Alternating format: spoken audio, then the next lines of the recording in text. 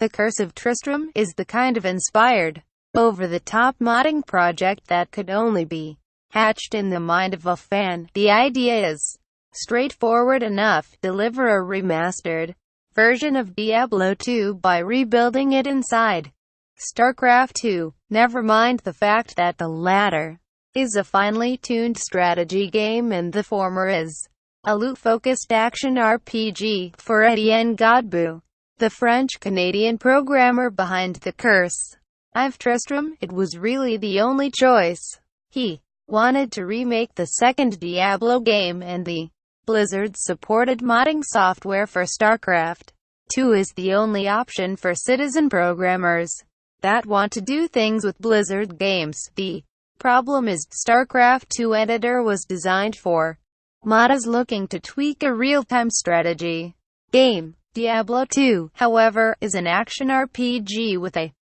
focus on treasure hunting. To be honest, the biggest challenge is not the coding, but the time required to make it happen, Godbout said in an email. Recreating a game as large as Diablo II is a commitment on its own, but there's also the not insignificant issue of making StarCraft II editor work for a hack-and-slash kind of game, rather than a strategy game. That's difficult work for anyone, and especially so for Godbout as he juggles the passion project alongside a day job.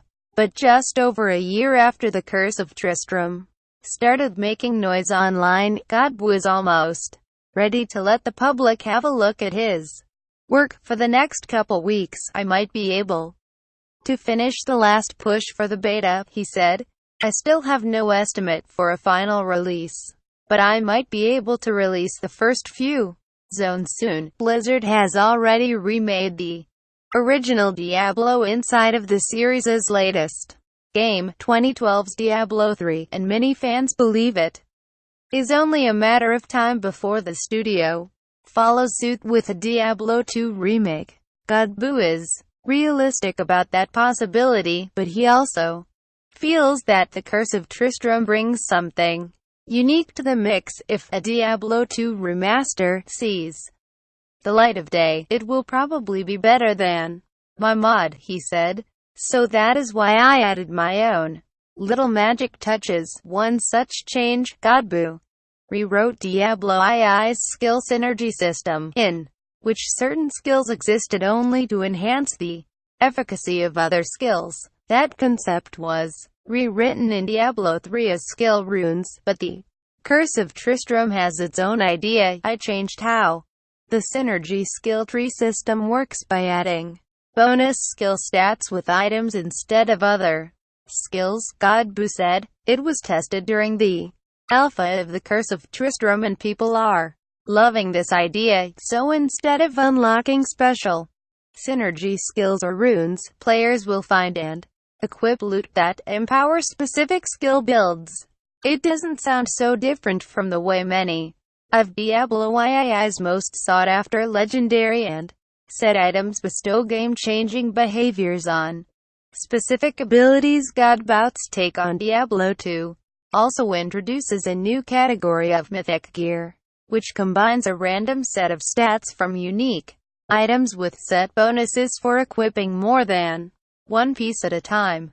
It's a new class of uber gear that, much like the synergy changes, has been well received. The goal here isn't to deliver a perfect recreation of Diablo II, but an update that smooths out the older game for a modern audience.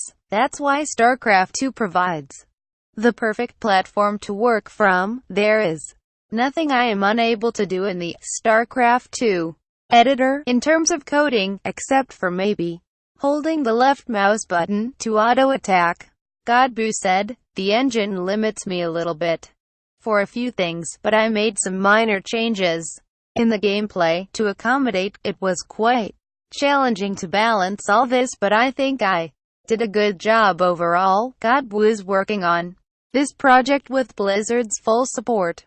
His use of the StarCraft II editor leaves him in the clear on the copyright side of things, and the studio seems to be into the idea in general. They contacted me about the project and everything is fine, Godbout said, adding that he's even run some private play tests with them. They're really cool people at Blizzard and I have huge respect for their work and the communication they have with their fans.